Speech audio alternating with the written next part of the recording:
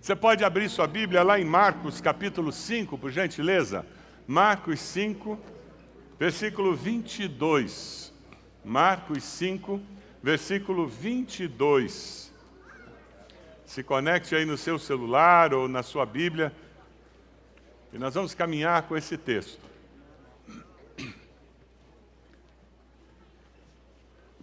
A Voddie Baucham fez uma afirmação que eu achei muito especial. E nesse Dia dos Pais, mais do que nunca, essa afirmação dela tem uma força muito grande. Ela diz: o papel do homem em sua família é tão importante que Deus o honrou conferindo-lhe o seu próprio título, Pai. Toda vez que você achar que o seu papel como pai não é tão relevante, não está tendo os resultados que você gostaria, lembre-se, tem alguém que acredita em você, a ponto de você ser chamado na sua família de pai. Provérbios 26, 7 nos fala sobre a característica de um homem que serve a Deus. Muitos se dizem amigos leais, mas um homem fiel, quem poderá achar? Minhas irmãs, a próxima vez que alguém falar mulher virtuosa, quem achará? Você já tem a resposta pronta e bíblica. Você olha para a pessoa e diz: homem fiel, quem o achará? Mas não é, está na Bíblia. Na realidade, esse homem fiel é um homem justo que leva uma vida íntegra. E como são felizes os seus filhos. A descendência é influenciada pela vida íntegra e justa do pai. Anne Frank faz uma afirmação interessante. Ela diz: os pais somente podem dar bons conselhos e indicar bons caminhos, mas a formação final do caráter de uma pessoa está em suas próprias mãos. Você pode ser o melhor pai do mundo, a melhor mãe do mundo, mas nunca se esqueça que seus filhos têm livre-arbítrio dado por Deus. O que eles farão com tudo aquilo que você ensinou não é decisão sua, é decisão deles. Aí você faz assim: que bom. É isso mesmo. Quem tem filho adulto aqui sabe do que eu estou falando. Quem tem filho adolescente talvez esteja desesperado porque está entendendo o que eu estou falando.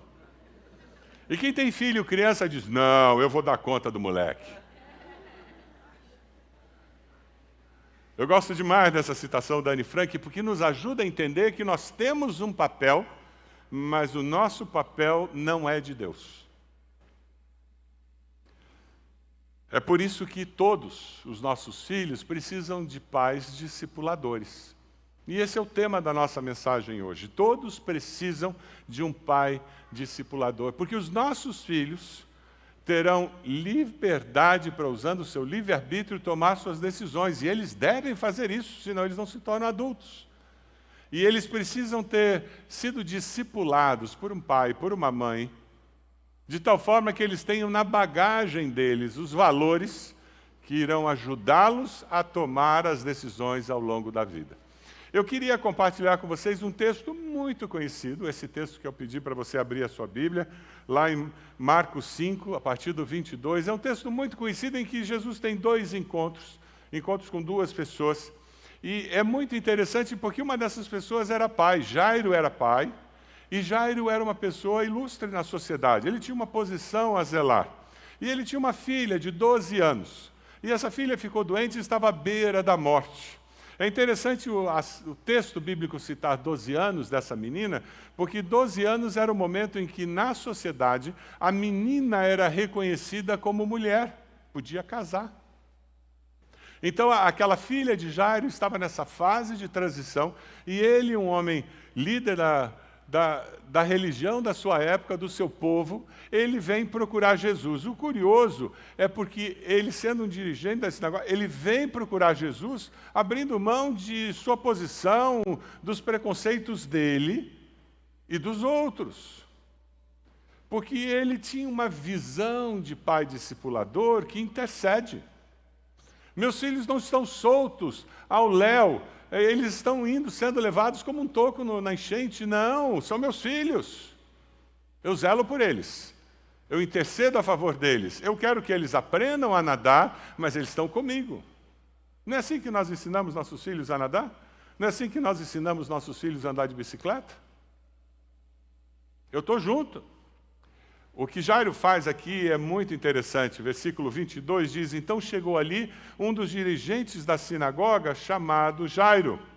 Vendo Jesus, prostrou-se aos seus pés e lhe implorou insistentemente. Olha como ele conversa com Jesus. Minha filhinha, ela não era mulher ainda não, era minha filhinha. Eu chego em casa às vezes e digo: e daí, Ed? Alguma das crianças ligou? Ela diz: não, ninguém ligou ainda. Aí a gente liga.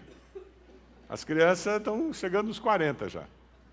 Mas são crianças, no coração da gente continua sendo. E Jairo está dizendo: a minha filhinha, Jesus, está morrendo, vem por favor e impõe as mãos sobre ela, para que seja curada e que viva. Jairo, ele deixa os preconceitos dele de lado, ele vai até Jesus. Tem algum preconceito que você tem que deixar de lado para você conseguir interceder de alguma forma pelos seus filhos? Eu não gosto de rock, não é um estilo de música que me agrade. E meu filho se tornou vocalista de uma banda de rock. O nome da banda era Maria Madalena. E tinha um arrazoado, a quem muito foi perdoado. E eu estava tentando encontrar maneiras de interceder pela vida dele. Além de orar no meu período devocional, além de interceder com ele, né? Então, a Maria Madalena, que era um projeto dele, de alguma forma tinha que se transformar um projeto meu. Interceder pelos filhos é ter essa visualização, gente. Eu me lembro que eu fui a um concerto da banda, no subsolo de uma casa, no porão de uma casa. Assim como diz o nordestino de gente. Paguei R$2 a entrada. Eu e Ed fomos lá. Nós éramos os vovós do evento, né? Entre uma música e outra, o meu ouvido fazia... É a questão da pressão só. Nós aprendemos a jogada a partir daquela experiência. Sabe aquele negocinho que você usa e põe na orelha para nadar, para não entrar água? Não entra som também. E nós começamos a ir com aquilo. Por quê? Porque nós estamos intercedendo pelos nosso filho. O que Jairo faz é: eu pago o preço, eu posso até ser mal entendido, mas não interessa. Quando nós dissemos para ele que nós iríamos no concerto, ele disse: vão não, é mau mico, imagina meus pais presentes. Isso é mico, eu não quero, tal. Eu disse: não, nós vamos. Se é importante para você, é importante para nós. Se é importante para você, é importante para nós. E foi muito interessante porque Deus, Ele trabalha sempre as coisas invertendo, né? E nós estávamos lá, ficamos no fundo, para ficar mais longe do palco um pouco. Aí ficamos lá. Quando terminou, ele não reclamou mais da gente ir nos concertos. Porque os amigos dele acharam a coisa mais incrível do mundo que teus pais vieram. Não foi mico, teve um outro efeito. Você nunca sabe como Deus vai usar essas ações, essas suas intervenções, esses movimentos que você tem como pai, como mãe, para se identificar com seus filhos, para que você possa interceder por eles diante de Deus com mais conhecimento de causa. É interessante porque ele vai falar com Jesus. Se você olha o versículo 22, ele tem objetividade, ele insiste com Jesus, ele vai até Jesus, ele consegue falar com Jesus, mas ele de uma forma muito clara, ele não ficou de devaneios, ele não ficou dando explicações teológicas do porquê não tem problema eu ter vindo aqui falar com você, que não é um rabi reconhecido formalmente. Ele foi objetivo: minha filha está morrendo. E ele faz isso com fé, porque ele manifesta essa fé dizendo: eu quero que ela seja curada e viva. Ele intercede pela filha. E nesse texto, tem algo muito especial que surge: liderança espiritual da família. Jairo entendia que ele tinha responsabilidade espiritual pela filha dela. Filha dele, ele tinha que tomar as decisões que envolvem a dimensão maior do que a dimensão humana também com relação à sua filha. Você tem assumido a sua responsabilidade, privilégio de ser líder espiritual no seu lar?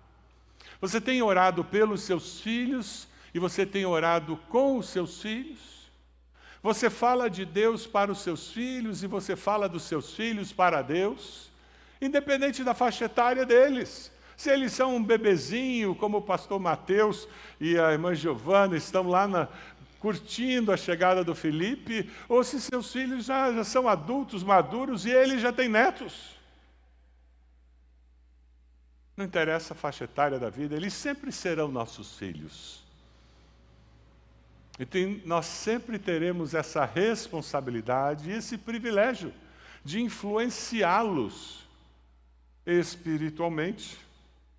É interessante porque Jairo chega de uma forma objetiva, ele fala, ele assume a sua posição claramente, publicamente ele corre o risco de ser desprezado, criticado, mas ele, como líder espiritual, ele diz: não interessa o preço, eu vou fazer o que eu entendo que eu devo fazer. O que Jesus fez? Veja aí o versículo 24. Jesus foi com ele. Simples assim. Não tem como você buscar a Jesus se não encontrá-lo pronto para atender você. Jesus está sempre disponível para nos atender. Você pode dizer isso para a pessoa do lado? Ele está sempre disponível. Ele está sempre disponível. Ele não dá sinal de ocupado. Jesus não tem só uma linha de celular, não. A linha dele atende todas as chamadas.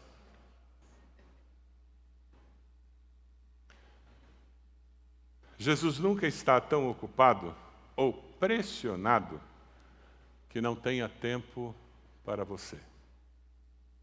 Quem sabe essa verdade vai fazer hoje você dizer: Senhor, eu estou aqui de novo. Eu estou batendo de novo. Eu estou fazendo aquele pedido de novo. Eu estou esperando que o Senhor faça alguma coisa diferente de novo, porque eu preciso. Existem tantas pessoas com feridas abertas, com tantas pessoas sofrendo, desesperançadas, porque elas não vivem com essa segurança de que todo aquele que busca encontra, quem pede recebe. Você acredita que Jesus está pronto a atender você a qualquer momento e conectado com você a agir na sua vida? Diga amém. Então por que você não ora o tempo todo? O nome disso é autossuficiência. É uma piada velha. Eu não sou muito de contar piada em púlpito. Você conhece a história da família que ia orar? Aí o pai pediu para o menino orar, agradecendo pela comida. Aí ele começou a orar e disse: obrigado, papai, papai do céu, pelo papai, pela mamãe, obrigado pela minha irmãzinha, abençoa cada um deles. Para mim não precisa não, que eu me viro sozinho. E cá entre nós, falando com você, homem, a sociedade nos empurra, a sociedade diz que nós temos que ser autossuficientes, a sociedade cobra de nós essa autossuficiência. Aí nós começamos a acreditar que eu dou conta do recado. Eu não preciso de terapia porque eu dou conta do recado. Já ouviu isso? Jesus é meu psicólogo, eu dou conta do recado. Eu não peço nada, eu só agradeço. Já ouviu isso em reunião de pequeno grupo? Que a pessoa está dizendo eu não preciso pedir nada de Jesus porque eu dou conta do recado. Se você esquecer tudo que eu falei hoje, lembre-se de Jairo, que chegou em público e disse para Jesus e para todo mundo que estava lá: o que foi que ele disse? Minha filha está morrendo e eu não dou conta do recado. Se o Senhor não vier intervir, eu não dou conta do recado. Olha para uma mulher que está perto de você e diz assim: eu não dou conta do recado. Pede ajuda dela. Por isso que Deus nos deu alguém que é uma auxiliadora. Deus fez o homem, olhou para o homem e disse, consigo fazer melhor, e fez a mulher. E ele chamou isso de auxiliadora. Elas são 2.0, gente, elas têm uma conexão a mais do que a gente. Mas o importante nesse processo é que tanto o homem como a mulher precisam dizer para si mesmos, precisam dizer para outras pessoas importantes nas suas vidas, eu não dou conta do recado, eu preciso do Senhor. Quando você assume essa postura, fica mais fácil perseverar, lutando contra as dificuldades que a vida traz. Você já descobriu que a vida não é um desafio fácil? Já descobriu? Você já descobriu que viver é perigoso? Viver é perigoso, gente. Ou eu tenho Deus comigo, me dando suporte, me conduzindo, ou vai ficar muito complicado viver. A vida não é simples, por isso que seus filhos precisam de um pai que os discipule, capacite, prepare para viver todas as situações da vida. A vida não é simples. E muitas vezes, quando parece que tudo está dando certo, acontece o inesperado. Jesus, minha filha está morrendo, o senhor vai comigo até a minha casa? Claro, vou. E eles saíram, Jesus, os discípulos, os que estavam caminhando. Aí, de repente, Jesus vira e diz, alguém me tocou. Os discípulos começam a dar risada. Que isso, mestre? Todo mundo está apertando o Senhor. Não. Alguém me tocou e de mim saiu poder. E Jesus começa a conversar com aquela mulher sobre a experiência que ela teve. Ela conta a história dela. E está Jairo aqui parado, rodando o dedo, dizendo, Jesus e minha filha. Jesus e a minha filha. Você percebe como isso acontece nos nossos dias? Em que parece que está dando tudo certo e de repente trava, não tem resposta. Jesus, o boleto é para amanhã, Jesus, a conta não mudou. Jesus, eu pensei que o senhor estava trabalhando nos meus filhos, eles estavam mais interessados em estudar e de repente agora, Jesus, o que está acontecendo? Muitas vezes na vida, eu, você, vamos ter esses hiatos,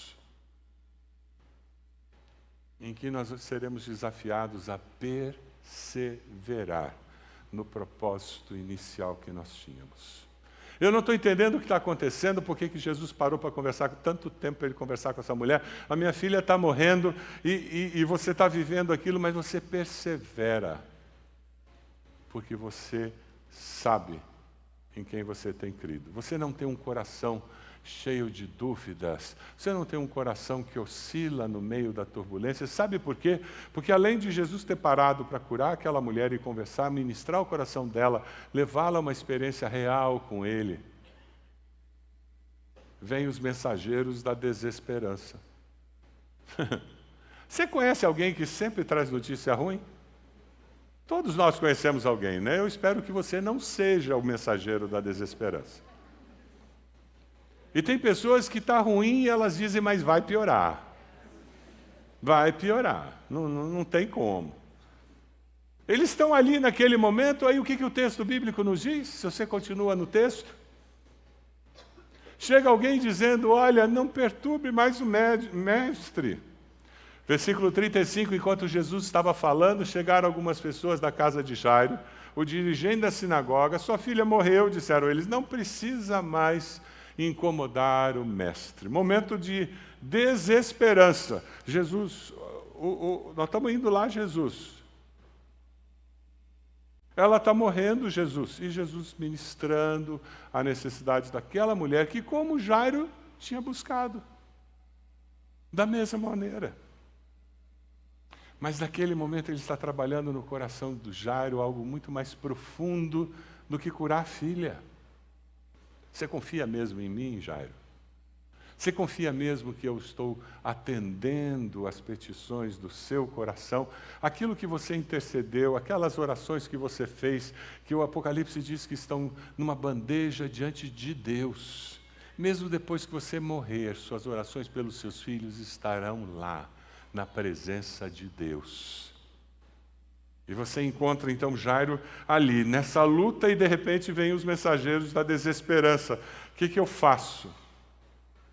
Você consegue imaginar as emoções de Jairo? E nesse momento em que o peito dele está sendo rasgado, entre razão, emoção, desesperança, o que eu estou vendo. Quem é que fala? Dá uma olhadinha no texto. Quem é que fala agora? Não é Jairo.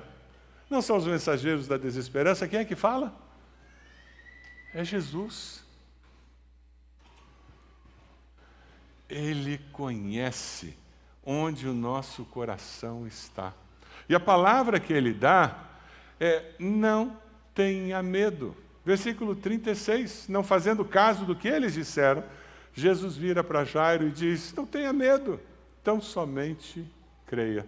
Então não basta eu interceder, eu agir a favor do meu filho, da minha filha, não basta eu ser perseverante, eu aguento os trancos da vida, mas é mais do que ser forte, confiante, alguém estável, equilibrado, é muito mais que isso, e é isso que Jesus está querendo mostrar para Jairo.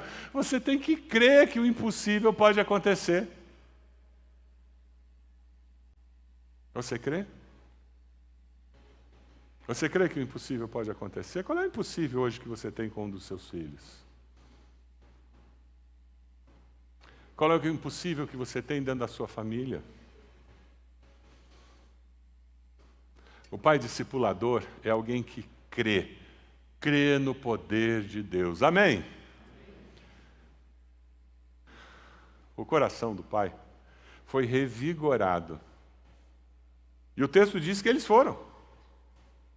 E continuaram. Imagina a alegria de já dizendo: Jesus, vamos apertar o braço um pouquinho, o senhor consegue andar assim meio correndinho, aí a gente consegue chegar a tempo. Eles estão falando isso, mas se o senhor disse que eu tenho que crer, eu creio. E ele foi junto, ele podia ter largado tudo. Não precisa não, Jesus. Obrigado. Mas eles vão até lá. Veja o versículo 37. O texto bíblico continua dizendo: e não deixou ninguém segui-lo, senão Pedro, Tiago, João, irmão de Tiago. Quando chegaram à casa do dirigente da sinagoga, Jesus viu um alvoroço, com gente chorando, se lamentando em alta voz. Então entrou e lhes disse: por que todo esse alvoroço e lamento? A criança não está morta, mas dorme. Quando você vê muita bagunça, muita confusão na vida dos seus queridos, você tem que entender uma coisa: Deus não perdeu o controle. Amém? Tem um livro que eu tenho recomendado várias vezes aqui, e recomendo de novo. Tem na nossa livraria. Se você não leu, meu sonho é que todos os pais da nossa igreja tenham lido esse livro, porque o título é Quando Filhos Bons Fazem Escolhas Ruins. Eu tenho que me preparar para isso. Não é porque ele fez uma escolha ruim que ele não é uma pessoa boa, que tema a Deus, que ama a Deus. Mas fez uma escolha ruim. Nós temos a tendência de jogar fora o bebê e a água, né? Aquela água suja do banho. Não dá, eu jogo fora a água que segura o bebê. Mantém ele com você.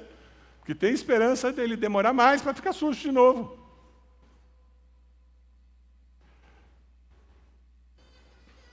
Jesus é alguém que, quando ele chega, ele traz esperança de algo novo. Eu queria que você saísse hoje daqui com essa esperança, pai. Que você saísse hoje daqui com essa esperança, mãe. Deus faz algo novo. Jesus, ele renova a esperança. Veja, eles chegaram na casa, todo mundo estava lá, porque a menina estava muito mal. Veja só, ele até foi procurar um tal de Jesus. De tão mal que a menina está, e os vizinhos chegando. Naquela cultura, não existia sepultamento sem carpideira, sem alguém que chorasse. Existiam profissionais na época, e elas funcionavam como abutre. Tem alguém doente à beira da morte, as carpideiras começavam a chegar. Oportunidade de trabalho, gente. E quando Jesus chega naquela casa, é quase certo que as carpideiras já estavam lá. Porque a ideia naquela cultura é: quanto mais barulho, quanto mais choro, mais desespero, mais amada era a pessoa. Então, uma pessoa de posses, de uma condição social boa como Jairo, certamente ia ter muito lamento, muito choro, muito grito pela morte da filha.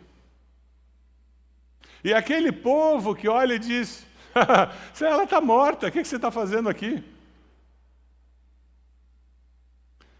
Prepare-se para enfrentar as situações da vida, encontrando pessoas que não creem ao seu redor. Eles não são mensageiros de desesperança. São pessoas que usam a realidade para questionar a sua fé. Eles não estão dizendo nenhuma mentira, a menina está morta, já disseram que ela estava, várias pessoas foram lá, verificaram, está morta. Eles estão falando realidade, mas quem disse que você vive pelos olhos humanos? O justo pela fé viverá. Você pode dizer para a pessoa do lado, viva pela fé. Viva pela fé. A vida fica mais leve. As encrencas da vida podem ser trabalhadas de uma maneira diferente. E é esse o desafio que está diante de mim, diante de você nessa manhã. Crer que o impossível é possível com Jesus. Versículo 40, Marcos 5, nós encontramos, todos começaram a rir de Jesus. Ele, porém, ordenou que eles saíssem. Tomou consigo o pai e a mãe da criança e os discípulos que estavam com ele e entrou onde se encontrava a criança. Deus falou muito ao meu coração aqui. Nós vivemos numa sociedade em que nós nos relacionamos muito. Isso não é ruim. Mas nessa sociedade de mídia, você pode imaginar Jairo chegando na casa dele, tirando uma selfie. Vejam só, Jesus chegou na minha casa e postando no Instagram dele. E ele colocou no Facebook dele, que o Jairo era mais velho, tinha Facebook, ele colocou no Twitter, ele pegou aquela foto e ele mandou em todos os grupos de WhatsApp que ele tinha, porque Jesus chegou. Tem momentos na vida que é você e Deus. É você, sua esposa e Deus. E essa intimidade é importantíssima no processo de nós nos aprofundarmos no nosso relacionamento com Deus. É ótimo compartilhar com o meu pequeno grupo, é ótimo. Faz muito bem para a alma eu compartilhar com irmãos e irmãs em Cristo. É ótimo, não tem nada de errado eu postar na internet, eu ter Instagram, não tem nada de errado nisso, mas tem momentos que é lá no meu quarto, de joelhos, eu e Deus. E eu vou derramar minha alma. Eu vou parar de falar e vou experimentar o que o salmista diz: aquietai-vos e sabei que eu sou Deus. E eu vou ficar calado na presença de Deus, eu vou chorar na presença de Deus. O Espírito Santo, que foi enviado por Jesus para nos lembrar de todas as coisas que Jesus ensinou, ele vai ministrar ao nosso coração, trazendo à nossa memória alguns textos que a gente nem sabia que sabia. Já aconteceu com você? E você vai dar espaço para ouvir de Deus o que Ele tem para você naquele momento. No meio daquela confusão, daquele choro, aquela lamentação, no meio de toda aquela tristeza, Jesus pega o pai e a mãe, os leva para o quarto onde a menina estava, só com seus discípulos. Quem sabe você está vivendo um momento desses na sua casa. Você precisa chamar sua esposa e dizer: vamos separar uma tarde num parque aí, só nós dois para conversarmos com Deus. Quem sabe você precisa tirar uma tarde, umas 2 horas, e dizer: eu vou sair. Nessas horas eu gosto de caminhar sozinho, falando em voz alta. Eu gosto de me ouvir. Às vezes eu me assusto com a minha incredulidade. Já aconteceu com você? Depois que eu falei para Deus, eu digo: Deus, não é bem isso não, Deus. Caramba, mas é. Aí eu peço perdão. Mas até eu verbalizar, eu não percebia aquilo que estava crescendo dentro de mim. Quem me vê de longe deve pensar que eu sou meio doido, porque eu ando caminhando falando em voz alta. Não interessa como você vai fazer isso, mas lembre-se, Existe um momento para eu estar envolvido com a comunidade e é bênção, mas tem momentos da minha vida que eu preciso de solitude. Eu e Deus. E vai ser ali no silêncio que você ouvirá a voz de Deus. É interessante, porque Jesus entra. Veja lá no versículo 41. Tomou a menina pela mão e disse, Talita cumi, que significa, menina, eu lhe ordeno. Levante-se. Imediatamente a menina, que tinha 12 anos de idade, levantou-se e começou a andar, e isso os deixou atônitos. Eles não conseguiam explicar. Ué, mas ela estava morta. No tempo de Deus, no kairós de Deus, o agir de Deus fará com que as pessoas ao seu redor fiquem atônitas, surpreendidas, impressionadas. Como isto aconteceu? Você quer que o mover sobrenatural de Deus aconteça na sua casa?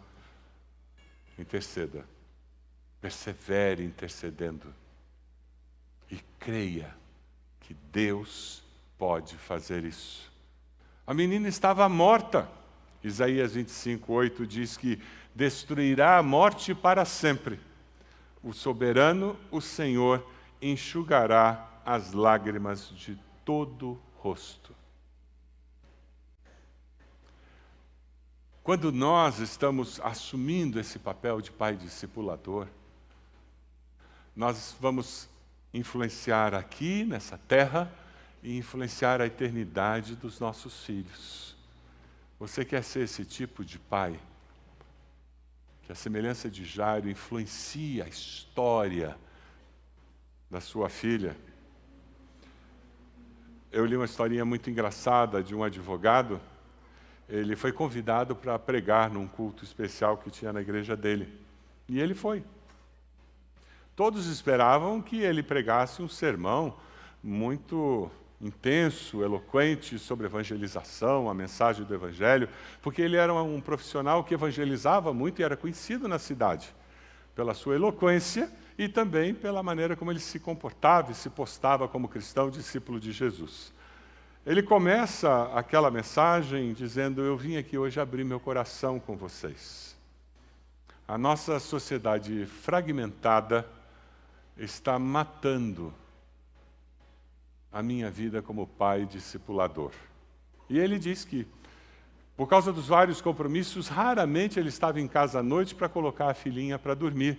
E coincidiu de uma noite ele estar lá e ele foi, ele leu a historinha e ele conversou com a filha. E quando eles iam orar, a filha virou e disse, papai, o senhor vai estar aqui amanhã? Com um sorriso nos lábios. Ele tira a agenda do bolso, olha e diz, olha, eu vou estar amanhã eu conto a história também para você. Diz que a menina começou a pular na cama, batendo as palmas, dizendo, oba, 2 noites seguidas, oba, batendo palmas.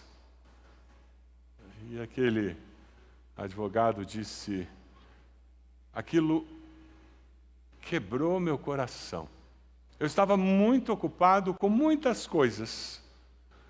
E naquele momento, Deus usou a alegria da minha filha para mostrar que eu estava negligenciando o meu ministério maior, que era discipular a minha família. Você pode abaixar a sua cabeça? A sua decisão hoje é, eu decido ser um pai discipulador. É isso que você faz? A sua decisão é, eu decido interceder todos os dias pelos meus filhos. Eu vou interceder diante de Deus, eu vou interceder diante da sociedade, mas eu vou ser parceiro do meu filho, da minha filha, porque eu quero ser um pai discipulador, preparando-os para a vida. Eu decido ser líder espiritual dos meus filhos. Eu oro a Deus pelos meus filhos e eu oro a Deus com os meus filhos. Eu falo dos meus filhos para Deus